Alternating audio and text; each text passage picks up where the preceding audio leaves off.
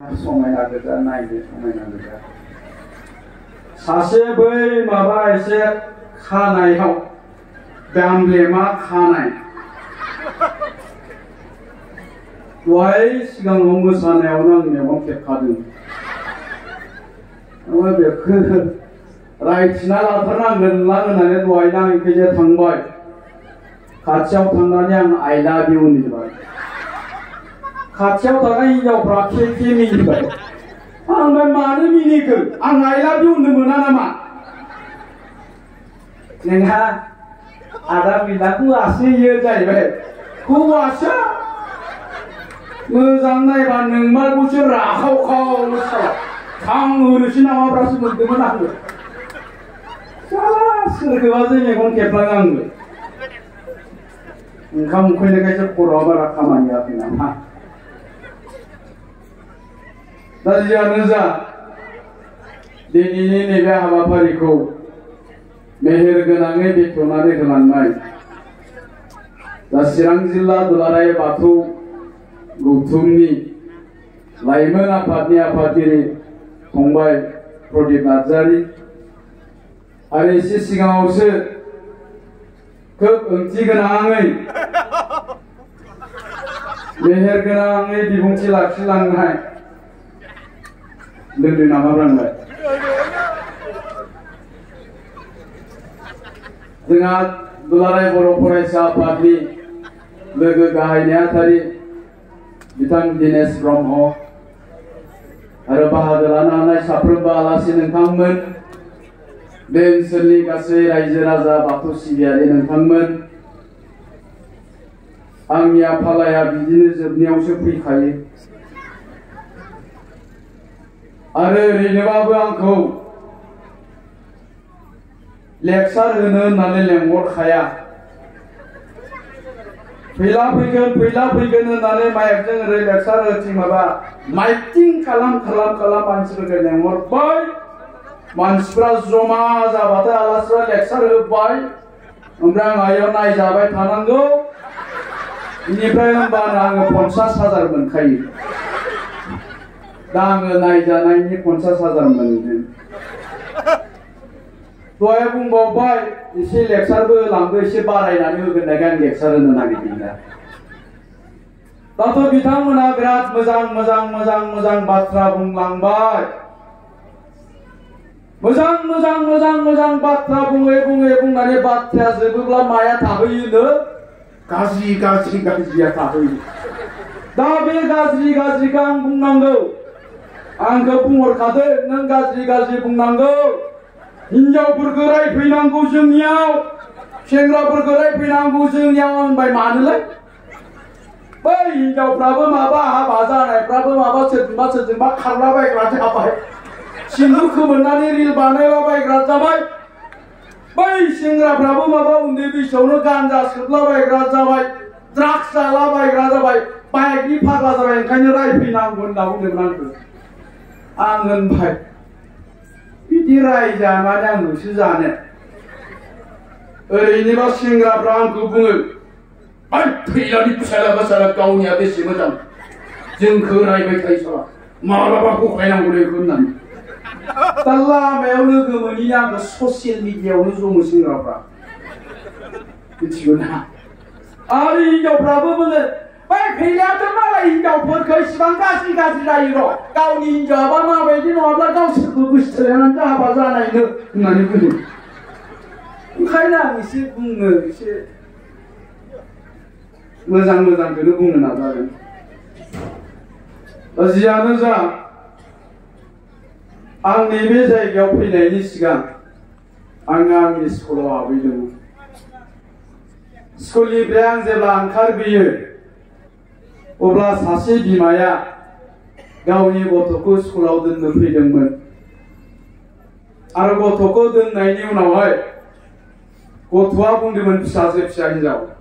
फिसाजोआ बिमाखौ बुंदोंमोन आयै नों आंखौ नेबाय थानो नाङा दा स्कुल गनाय टाइमाव फै आफाया न'आव हारसिङै दं होननानै बुंदोंमोन गथ'आ क्लास 1आव फरायनाय गथ' आं बेखौ नुनानै ओरैबायदि गोजोननाय मोनदों बे सिनारिखौ नुनानै आरो गोसोआव साननानै लादोंमोन दिनैनि सानाव बिनिख्रुइ साबसिन सिनारि आरो साबसिन मोनसे नुथाय आं नुनाय नंला बेनो दिनैनि थाखाय आंनि बयनिख्रुइबो साबसिन सावगारि नाथाय जेब्ला आङो नोंथांमोननि नैबे जायगायाव फैबाय अब्ला आङो गोसोआव मोनसे खोथाखौ सानदों नङा बैनिख्रुइ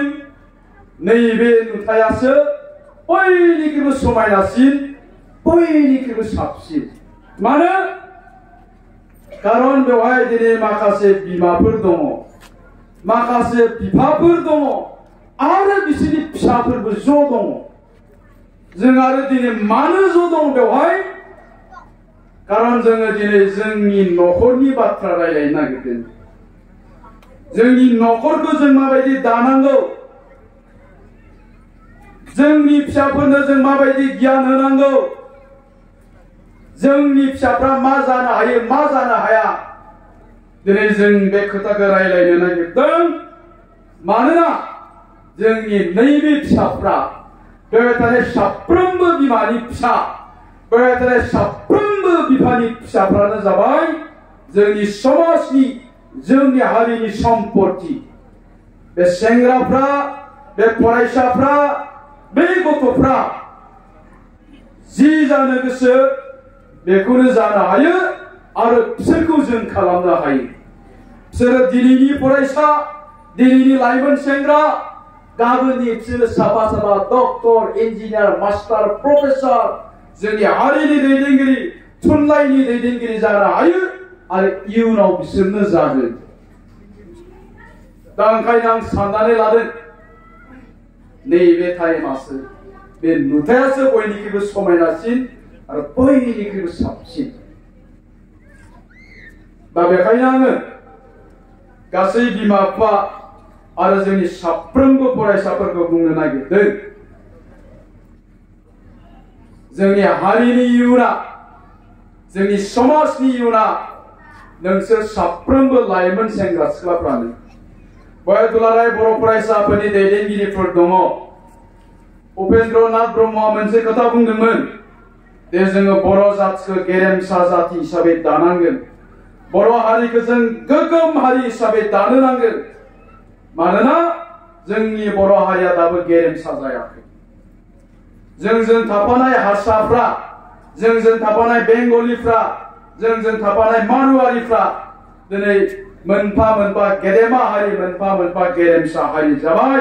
मानो खारन बिसोरनि राव थुनलाइ हारिमु सोलोंथाइ राजखान्थि मोनफ्रोमबो बिथिङाव बिसोरो जौगाखां जानो हाबाय ओंखायनो बिसोरो गेरेमसा हारि होननानै बुंदों नाथाय दिनै जोंनि बर' हारिनि राव थुनलाइ हारिमु सोलोंथाइ राजखान्थि जों दासिमबो जौगासार जानो हायाखै ओंखायनो जोंखौ दासिमबो गेरेमसा हारि होननानै बुंनो हाया दा ओंखायनो बड'फा उपेन्द्रनाथ ब्रह्मआ सिमां नुदोंमोन बर' हारिखौ गेरेमसा जाति हिसाबै गायसननांगौ होननानै आरो ओंखायनो दिनै दुलाराय बर' फरायसा आफादा जातिखौ गेरेमसा हारि हिसाबै दानांगौनि थाखाय गोबां हाबाफारि लाबोबाय थादों आरो जों सोरखौ थांखिनानै जातिखौ गेरेमसा हारि हिसाबै दानो नागिरदों बेवहाय थानाय लाइमोन सेंग्रा सिख्लाफोरखौनो बे लाइमोन सेंग्रा सिख्लाफ्रा लेखा गोरों जानानै गुनि गियानि जानानै साफा साफा जातिनि दैदेनगिरि जानो हायोब्लासो साफा साफा ACS IPS IAS officer scientist advocate master professor जानो हायोब्लासो जों मा होननानै बुंगोन जोंनि जातिखौ गेरेमसा हारि जाबाय होननानै जोङो बुंगोन दा आं बुंनो नागिरदों बेखायनो बेवहाय थानाय साफ्रोमबो लाइमोन सेंग्रा सिख्ला फरायसाफ्रा जि जानो गोसो बेखौनो जानो हायो मानोना नोंसोरनियाव बे टेलेन्टआ दङ बे पावारा नोंसोरनि थै रोदा रोदा खारबाय दङ दा बे पावारखौ जों सिनायनांगोन माबोरै सिनायगोन जेला नोंनियाव सेल्फ कनफिडेन्स थागोन आत्मविश्वास थागोन यस आं मावनो हायो यस आं जानो हायो यस आं जागोन बे थांखिया जेब्ला थागोन बे आत्मविश्वासा थागोन अब्ला नोंसोरखौ रावबो होबथानो हाया मानोना बे पृथिबियाव बे बुहुमाव जेसेबां गिदिर गिदिर खामानि मावबोदों जारिमिनाव बोरलाबा जों नुगोन साफ्रोमबो लाइमोन समावनो मावबोदों। बड'फा उपेन्द्र नाथ ब्रह्मआ बर' जातिखौ जेला फोजाखांदोंमोन, हादोरनि थाखाय जांख्रिथायखौ जेला जुरिजेनदोंमोन, अब्ला मा होनना बुंदों? बड'फा उपेन्द्र नाथ ब्रह्मआबो सासे लाइमोन सेंग्रामोन। श्रीरामा जेला रावणखौ बुथारदोंमोन, बे समावबो रामा सासे लाइमोन सेंग्रामोन। श्री कृष्णआ दुष्ट कंसखौ जेब्ला बुथारदोंमोन, बे समाव श्री कृष्णआबो सासे लाइमोन सेंग्रामोन। तारमाने गासै खामानिखौ जोङो लाइमोन समावनो मावनो हायो आरो साफ्रोमबो लाइमोनानो थांखि थायोब्ला गोसो दङब्ला बे खामानिखौ मावनो हायो। दा ओंखायनो आं साफ्रोमबो सेंग्राफोरखौ बुंदों, साफ्रोमबो फरायसाफोरखौ बुंदों, नोंसोरो जा जानो गोसो बेखौनो जानो हायो। गतिके नोंसिनाव सेल्फ कन्फिडेन्सआ थानांगोन, आत्मबिश्वासआ थानांगोन, थांखि थानांगोन। बे थांखिखौ होसोनानै जेब्ला नोङो आवगायलांगोन अब्ला नोंसोरखौ रावबो होबथानो हाया। दा जियानो जा, आं बिनि गेजेरावनो फंसे खोथा बुंग्रोनो नागिरदों। आं बुंदों नैबे जायगायानो, बे नुथायानो दिनै आंनि थाखाय बयनिख्रुइबो साबसिन होननानै। मानो? खारन जेब्ला आं दहाय फैजेनदोंमोन अब्ला आं गारिनिफ्राय ओंखारनाय लोगो लोगो जायनो लोगो मोनदों, जायनो नुदों, बेनो आंखौ आखाइ खबजबना खुलुमदों। खुलुमबाय सार, मोनफैबायना सार होननानै बुंदों। आंबो खुलुमदों। जायनो नुदों बिसोरनो आंखौ आखाइ खबजबदों, आंबो आखाइ खबजबनानै खुलुमदों। आरो बेवहाय हाबफैबाय। बेवहाय हाबफैनानै साफ्रोमबो मानसिनि मोखाङाव आं नायदों। दहायनिफ्राय आं नोजोर होबाय दङ। बे साफ्रोमबो मानसिनि सानस्रिया सिगांनि सानस्रिनिख्रुइ दिनै एसेबाबो आलादा जादों। जोंनि साननाय हनाया दिनै एसेबाबो साबसिन जादों। हयथ' बेवहाय दिनै गोबां मानसिया सानदों आं दिनै गाज्रि खोथा बुङा, गाज्रि बाथ्रा रायलाया, आं दिनै रावजोंबो नांलाय खमलाय खालामा, आं दिनै रावखौबो थगाया। हयथ' दिनै बेवहाय बाहागो लाफैनाय गोबां मानसिफोर दं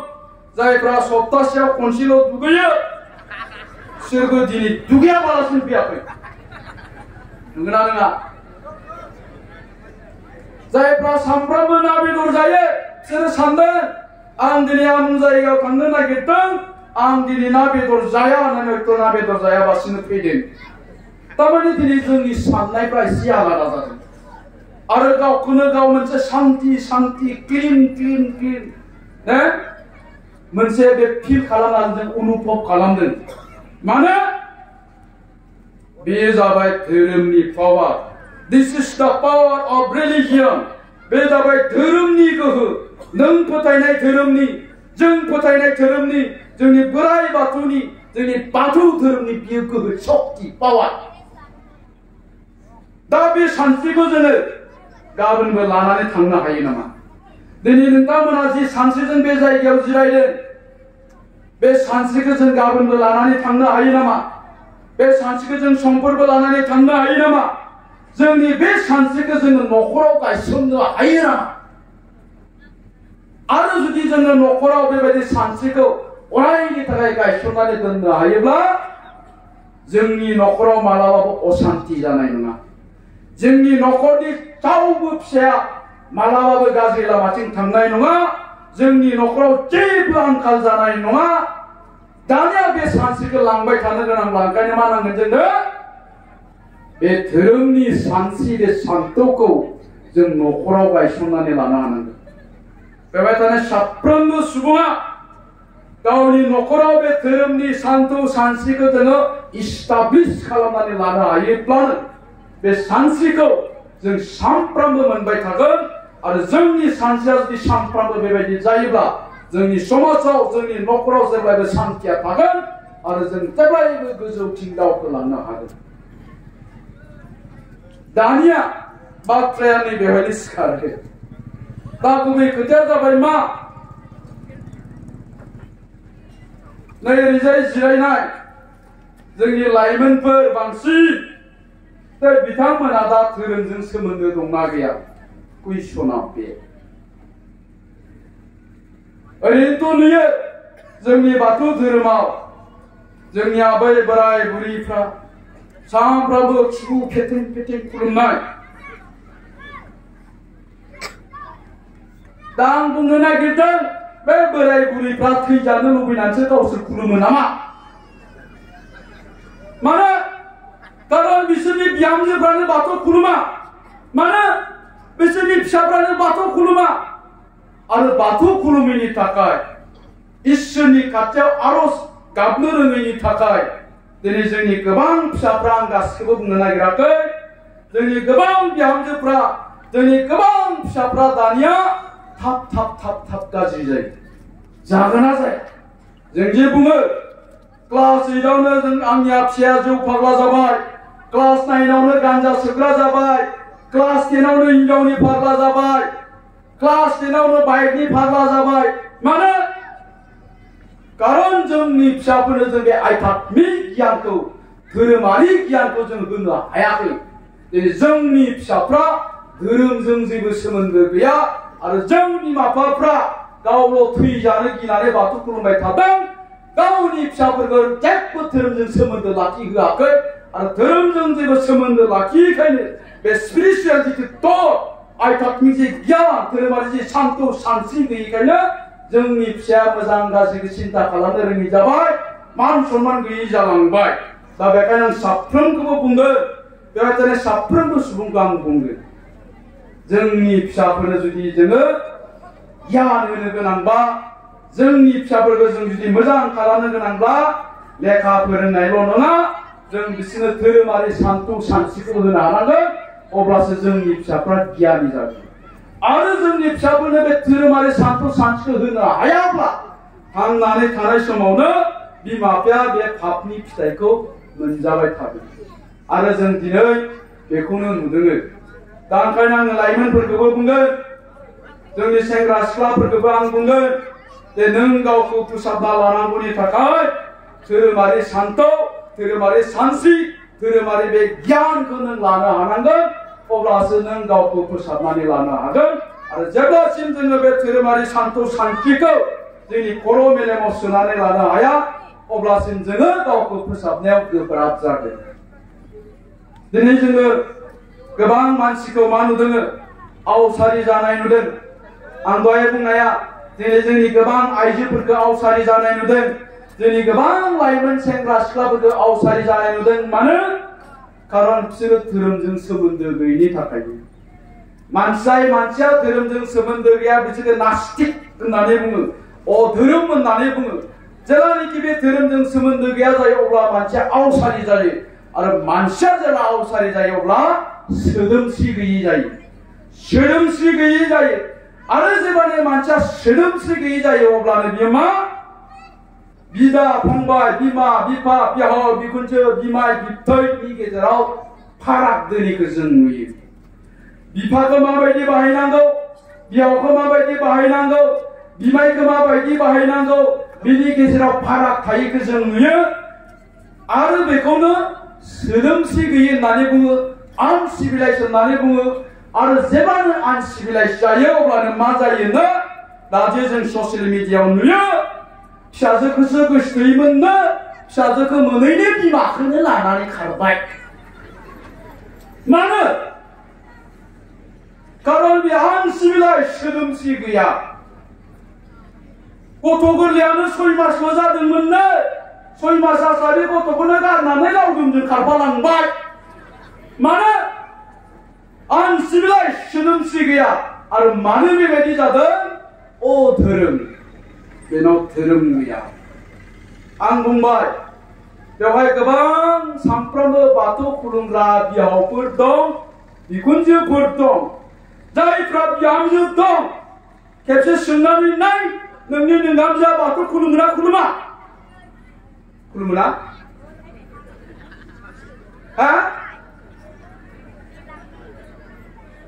खुलुमो खोमा खुलुमो खुलुमबा आखाइ खबना बियो खुलुमाबा आखाइ खबनाङा आखाइ खबाखै माथो दा ओंखायनो मा होननानै बुंदों आं धोरोमनि खोथा बुंग्रोदों दे 5 घन्टा लेक्सार होनो नागिरदों आङो हागोन ना थाया हागोन फैसाया एसे बारा जागोन र'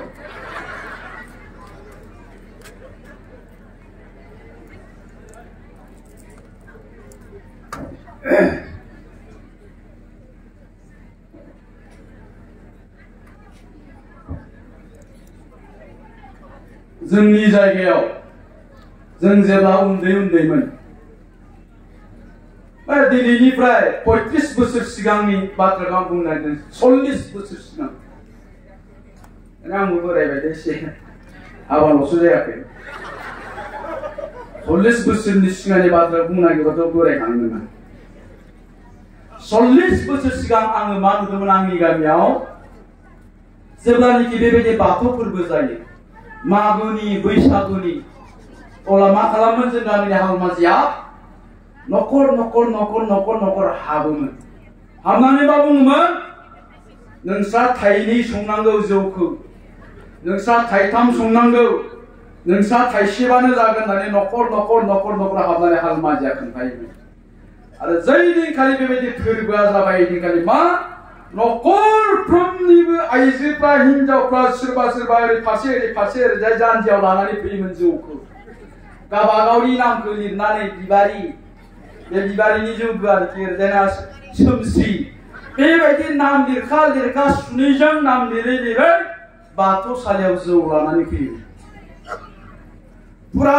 मोनसे न'आ बुंसारजोबोमोन जौखायजों ओमफ्राय मा खालामोन बै दौरिफ्रा फुङावनो गावस्रा मुक्तुवानिलाय होननानै लोंग्रोयोमोन जौखौ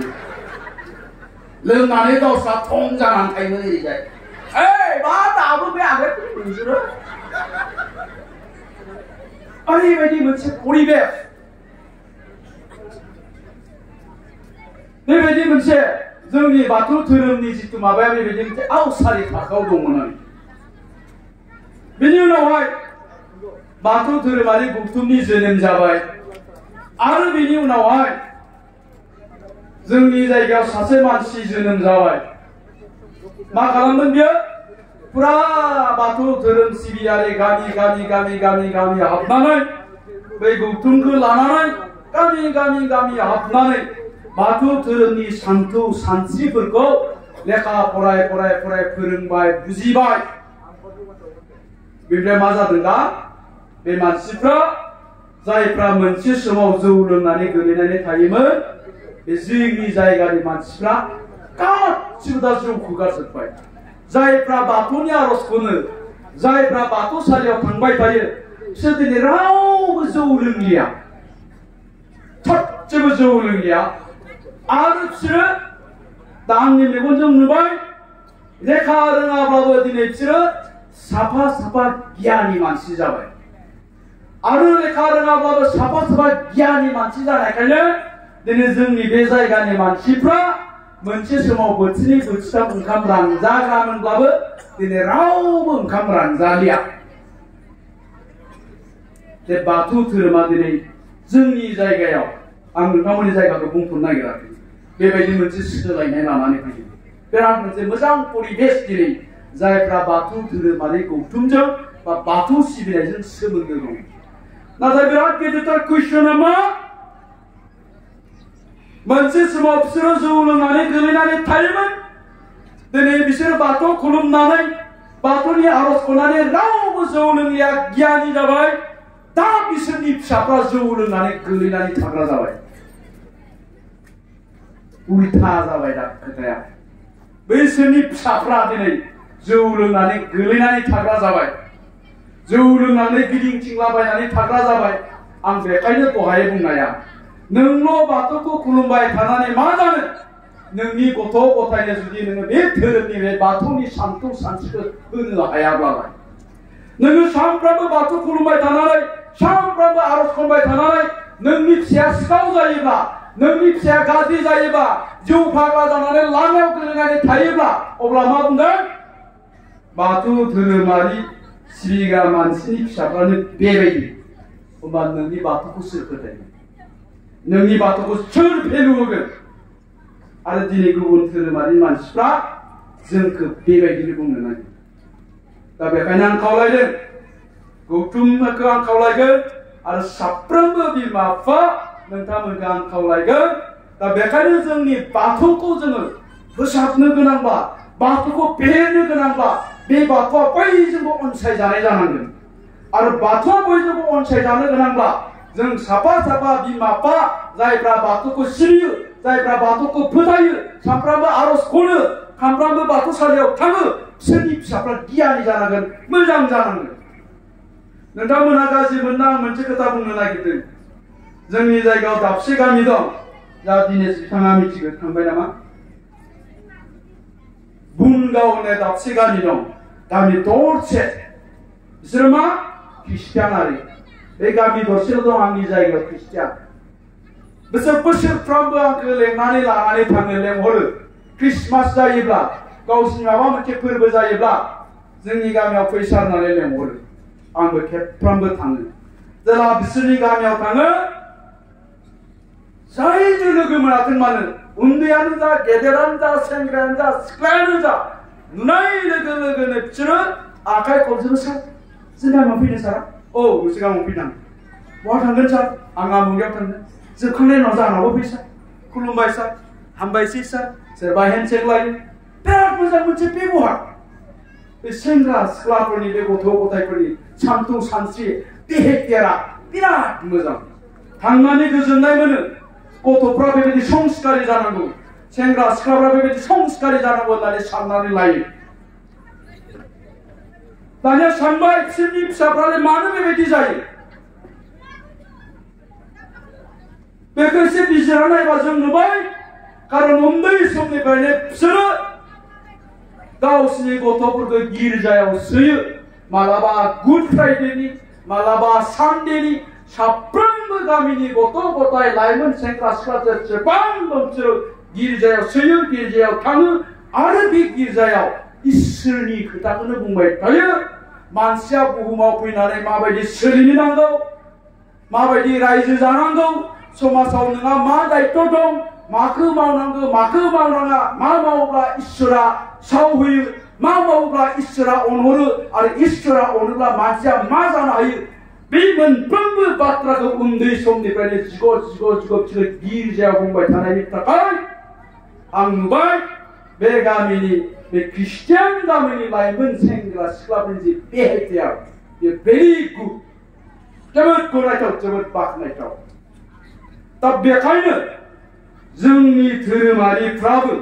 बे दायित्वखौ लानानै जोंनि साफ्रोमबो लाइमोन सेंग्रा सिख्लाफोरखौ जुदि जोंनि बाथौ धोरोमनि सानथौ सानस्रिखौ उन्दैनिफ्राय जुदि जों जिग' सोनानै होयोब्ला जोंनि गथ'फ्राबो मालाबाबो गाज्रि जानाय नङा आं जोंनि गथ'फोरखौ गाज्रि होननानै बुंनो नागिराखै जायफ्रा गाज्रि जादों बिसोरबो बेबायदि जानाय नङा बेखिनि दायित्वखौबो जोङो लानो हानांगोन दा जियानो जा बे धोरोमनिया थांबाय आं एसे दाना रायनोसै गाज्रि मोननो नाङा राया दे दा बेवहाय गोबां लाइमोनफोर दं गोबां बिमाफोर दं नङा होमबा आंथ' दहायनो बुंदों जोंनि सम्पतिया जोंनि दौलुना जाबाय बेवहाय थानाय लाइमोन सेंग्रा सिख्लाफ्रा बेवहाय थानाय बे उन्दै उन्दै गथ'फ्रा नोंथांमोननि न'खरनि जोंनि समाजनि जोंनि जाथि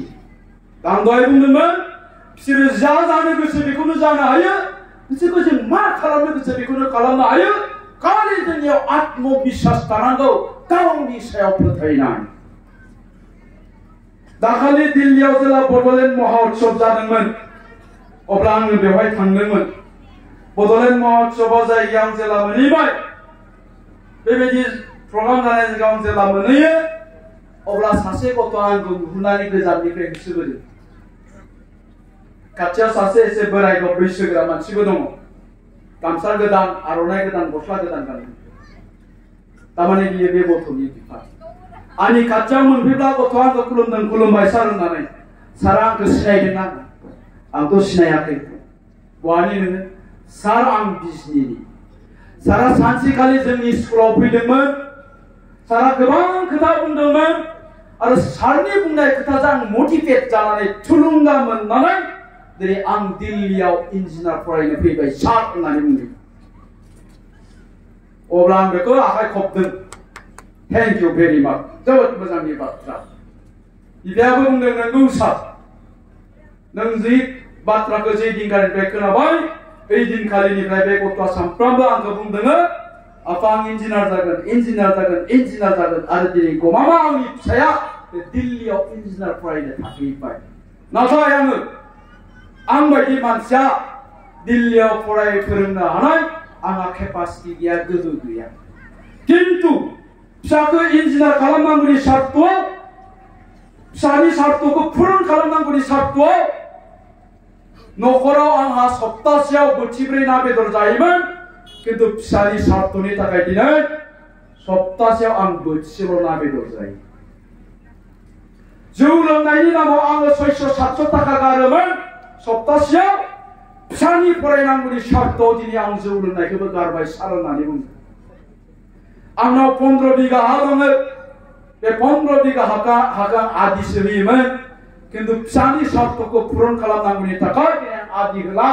आंनो खस्थ' खालामनानै खेथि मावो आरो बिमायाबो दानिया दाउ फियो अमा फियो आरो सम मोनोब्ला खाथिनि बाजाराव बे बारिनि मैगं थाइगंखौ फानहैयो होनना बुंदों आरो बेजोंनो आंनि फिसानि फरायनाया थैयो दा जों साफ्रोमबो बे सिमांखौ नुनो हायो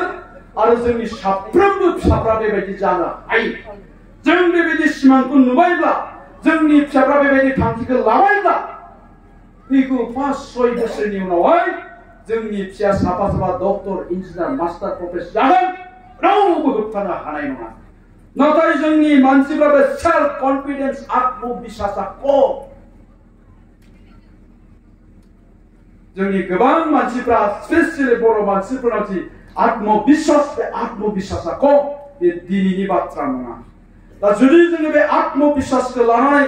गावबा गावनि गथ'खौ जोथोन लायोब्ला बे आत्मबिश्वासखौ लानानै जोंनि फिसाफ्रा जोंनि फरायसाफ्रा जुदि गाबोन लेखा फरायोब्ला बिसोरखौ रावबो होबथानो हाया आं दिनै नोंथांमोननि जायगायाव बहुद गोजाननिफ्राय फैदों सिगांथ' लामाया गाज्रिसिनमोन दा एसे मोजांसिन जाबाय आरो नोंथांमोना हयथ' बै निस्रानि साहाखैजों बहुद गोजान जायगानिफ्राय हादानि एरियानिफ्राय फैदोंना हाग्राजिंनिफ्राय फैदों येस आंनि जायगायाबो बेबायदि आं जि जायगानिफ्राय फैदों बे आंनि जायगानि नामा हयथ' नोंथांमोना खोनादों बेटबारि थाइजौगुरि सलसलि लाङिदारा लन्थिबारि होननाय बिराद गिदिर मोनसे एरिया 22-25 खानसो गामि दं आं जेला उन्दैमोन बै समावहाय जेला जों उन्दैमोन अब्ला आङो नुदों मेगनजों लामानि खोथाखौथ' बुंनो नाङा लामायाथ' दिनैनिफ्राय 5-6-7 बोसोर सिगांबोमोन रावबो मानसिया साइकेल सालायनो हायामोन दैज्लां समाव रावबो मानसिया लंपेन्ट गस्ला गाननोनो हाखायामोन लंपेन्ट गस्लाखौ मनायाव ट्रिप सोनानै सेन्देलखौ आखायाव लानानैसो थाबायखायोमोन सेन्टारसिम बाजार जानाय जायगासिम बेवहायसो गामसा गस्लाखौ फुनानै लंपेन्ट गानहैयोमोन बेबायदि मोनसे थासारि आरो जेला आं उन्दै सममोन दिनैनिफ्राय 35-40 बोसोर सिगांनि बाथ्राखौ बुंबावदों आं जेला उन्दैमोन अब्ला आङो मा नुदों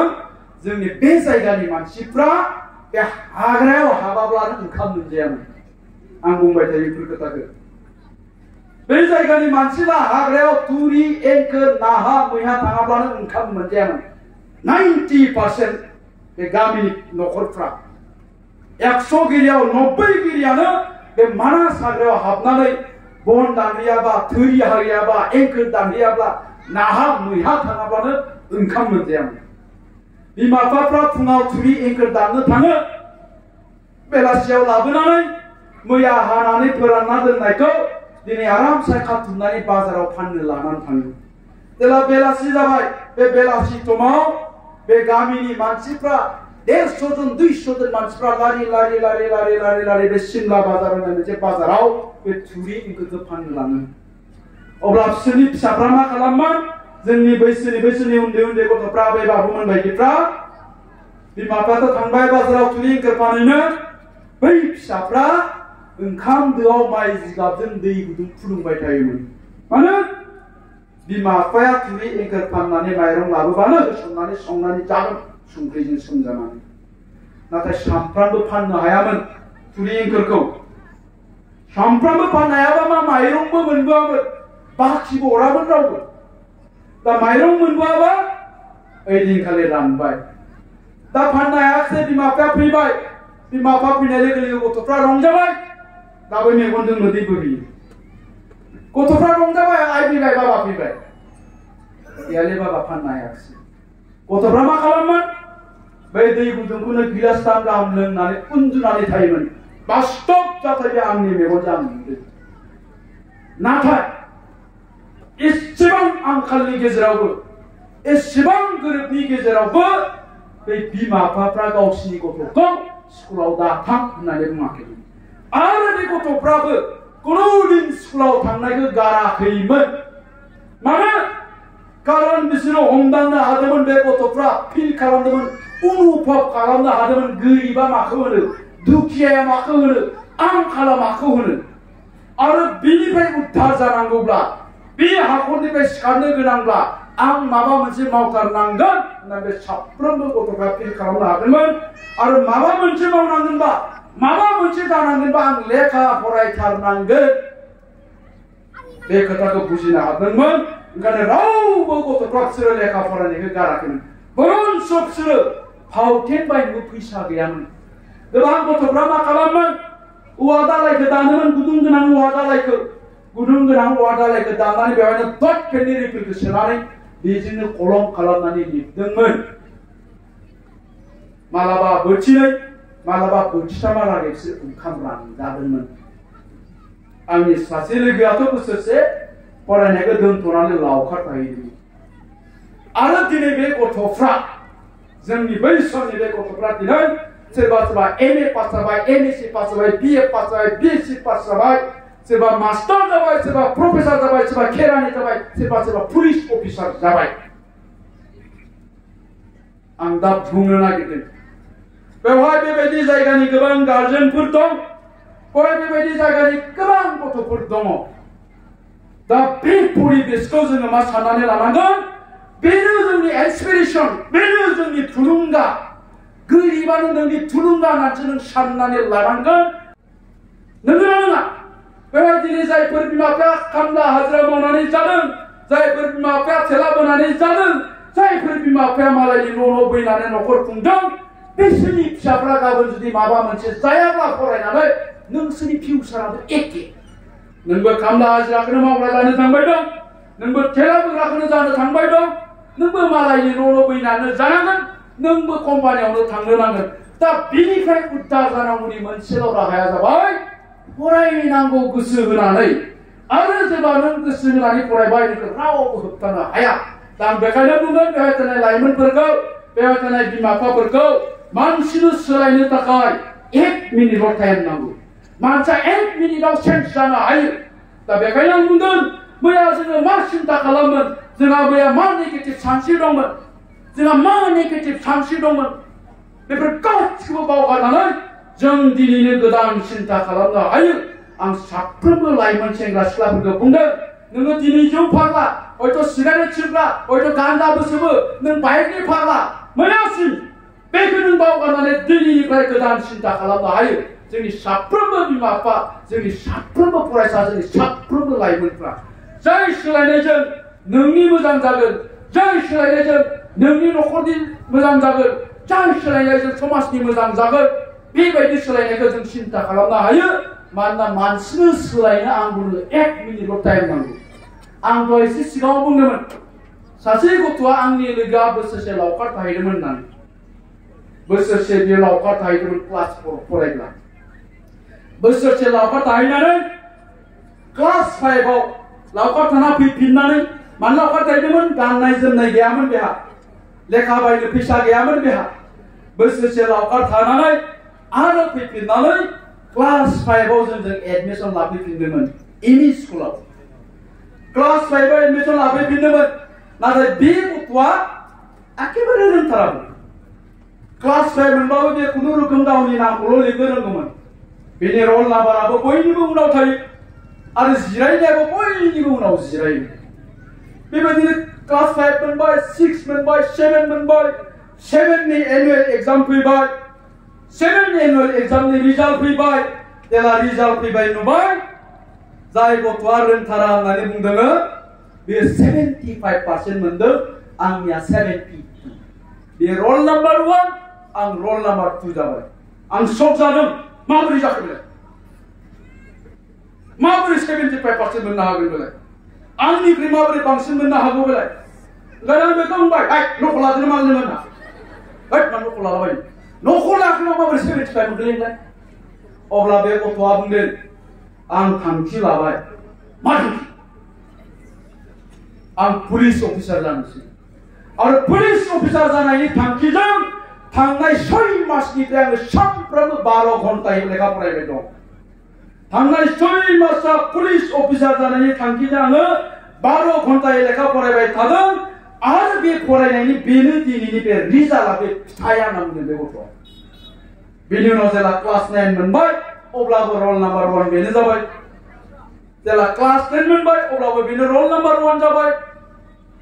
पिओसि पास जाबाय पिएससि पास जाबाय इंटरव्यू होबाय दा सासे पुलिस अफिसार जानानै बे क'क्राझाराव थायो बिरफुं मोसाहारि क'क्राझाराव बै केन्द्रीय बिद्यालय खाथियाव थांनानै सोंहैबानो जाबाय बिरफुं मोसाहारिया बहा थायो होननानै पुलिस अफिसार बे बेवहाय थायो दा माबोरै जाखो बियो आं बुंदों जाय गथ'आ जेबोखौनो रोङा जाय गथ'आ गावनि नामखौनो लिरनो रोङामोन क्लास 5 सिम बे गथ'आ हरसेनि गेजेराव चेन्ज जादों सोलायदों मानो खारन बे थांखि लादों आं पुलिस अफिसार जानोसै आं सोलायनोसै चेन्ज जानोसै होननानै बे हरसेनि गेजेरावनो सोलायदों आं दा बेखायनो बुङो बेवहाय जेसेबां जौ फाग्ला गथ'आनो थादों सोरबा दंबा होनदों नै नोंसोर होनाखै बेसेबां गाज्रि गथ'आनो थायाथों मानो नोङो जुदि सिन्था खालामबायब्ला मैयानिखौ गासिखौबो बावगारनानै दिनैनिफ्राय गोदान सिन्था खालामसै मा सिन्था आङो फैगौ मेट्रिक फाइनालाव 90% लाखिगोन बा आङो मेट्रिक फाइनालाव 95% लाखिगोन मानो खारन आं मास्टार जानो नागिरदों आं प्रफेसर जानो नागिरदों आं एसएस अफिसार जानो नागिरदों आं डक्टर जानो नागिरदों इन्जिनियार जानो नागिरदों बे थांखिखौ लानानै जुदि नों फरायोब्ला दामोनानिफ्राय नोंखौ फोसाबनानै लायोब्ला आं होनदों रावबो सक्तिया रावबो गोहोआ नोंसोरखौ होबथानो हाया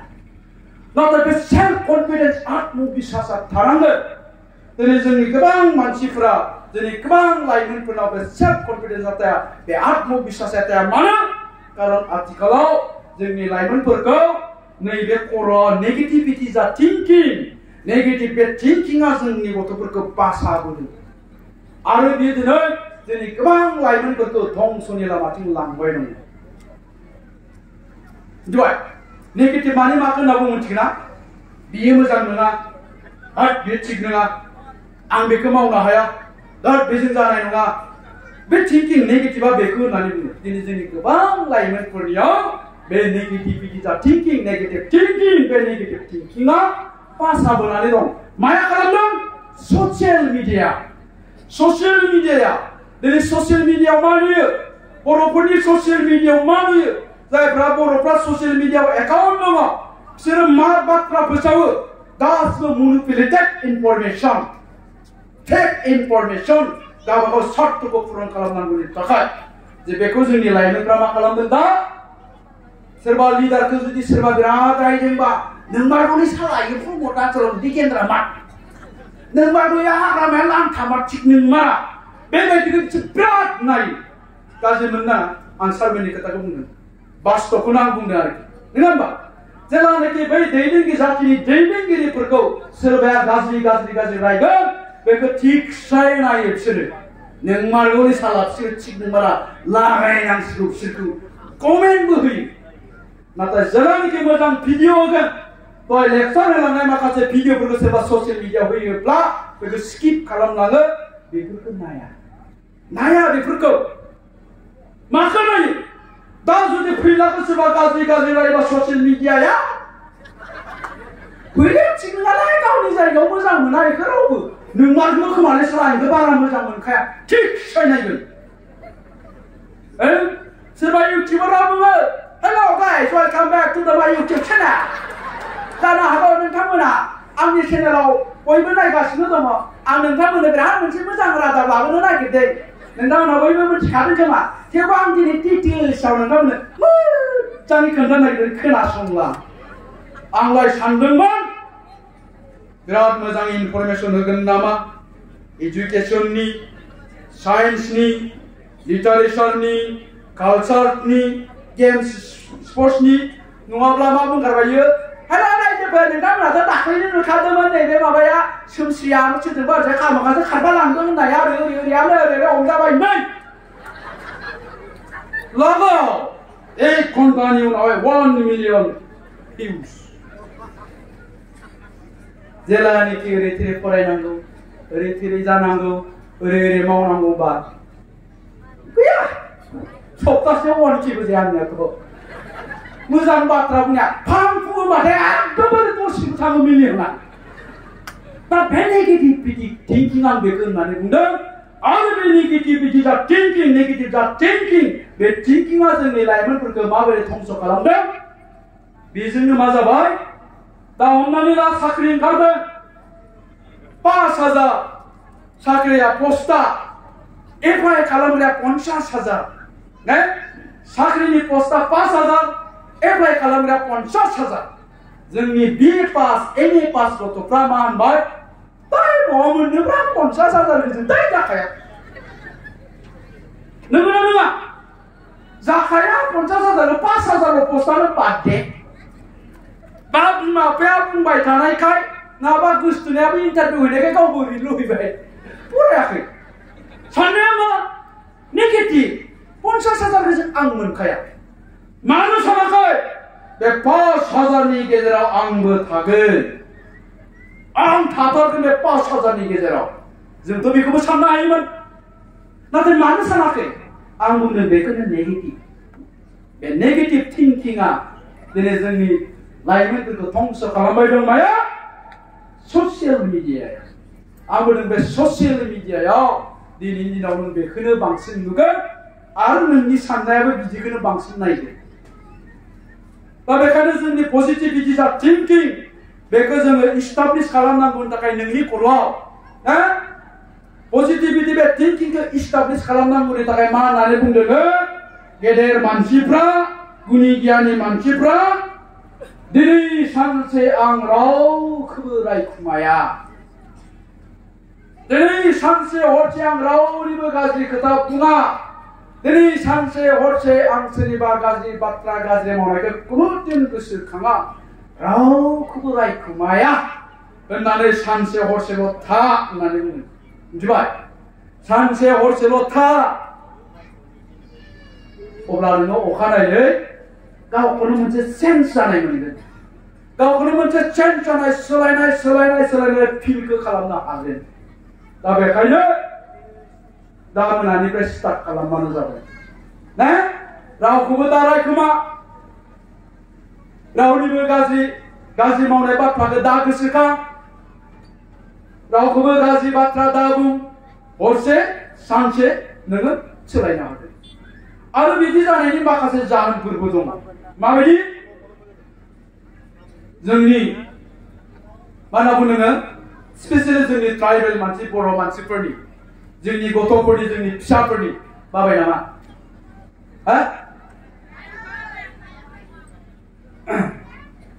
एसेल' बुंनोसै